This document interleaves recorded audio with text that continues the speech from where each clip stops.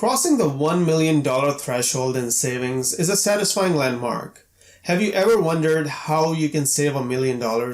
Now you can wonder no more, because there's a magic monthly savings number out there for you, and I will show you exactly how you can discover it. Once you discover the magic monthly number, you will be well on your way to building your $1 million nest egg with a little bit of help from compound interest. When asked about his investing success, Warren Buffett attributed it to living in America, lucky genes, and compound interest. That pretty much sums it up, doesn't it? Harnessing the power of compound interest is how most of those millionaire next door types become millionaires. They're not as smarter than you or harder working than you. They just understand how compound interest works and they make it work for them.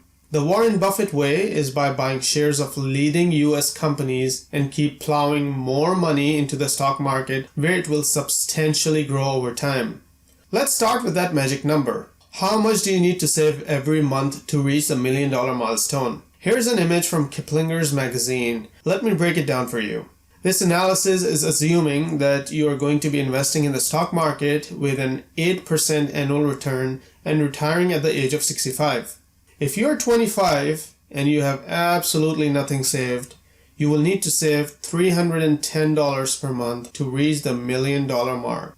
If you're 25 and you have saved $16,000, you will need to save another $210 per month going forward to reach the $1 million mark. $210 a month seems quite doable, but what if you did not start at 25? What if you started at 35 and saved, let's say, $45,000? Then you will need to save an additional $400 a month, which is quite doable as well. If you're 35 and you save $65,000, you will need to save an additional $250 a month. Now, as you can see, if you start late, you will need to save even more. It is not impossible to save these amounts, but the point is, the earlier you start, the easier it is to reach the $1 million mark by the age of 65.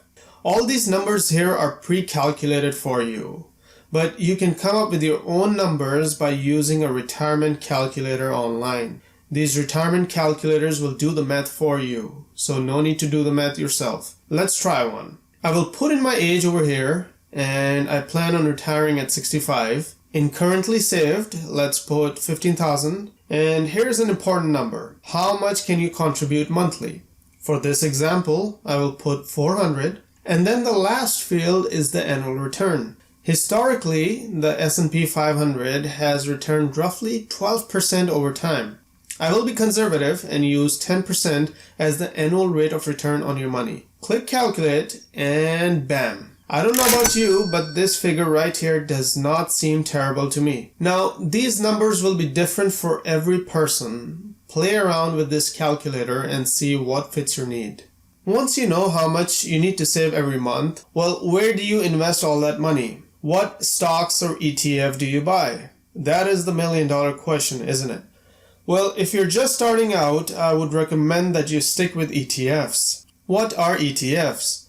ETFs are exchange-traded funds, and simply put, they are a basket of individual stocks. For example, this is the most famous ETF out there called the Spider S&P 500 ETF, and the ticker symbol is SPY, SPY. This ETF is simply a combination of all these companies. Therefore, if you buy the ticker SPY, you are basically holding a small piece of all these companies. How neat is that? The good thing about holding ETFs is that you are invested in a lot of different companies at the same time. You are diversified and your risk is minimal. SPY pays a small dividend as well, so make sure to reinvest those dividends for compounding to really take off. Let's take a look at another ETF, the Ishares Core Dividend Growth ETF, symbol DGRO. This ETF holds all these companies. So if you're buying DGRO, you are essentially holding a small piece of all these companies. Remember, do your own research before picking these ETFs. The ETFs that I pick are mostly focused on dividends, because when a dividend is paid, I reinvest those dividends to buy more shares. This is how compounding really takes effect. As an example, if I'm holding one share of SPY, then this is the dividend I'm getting every quarter just for holding the stock. When I receive this dividend, I reinvest it to buy even more shares of SPY. This is called dividend reinvestment. If this does not make sense, make sure to look up dividend reinvestment. And if you like to read, be sure to read Get Rich with Dividends. It is by far my favorite book on long-term investment.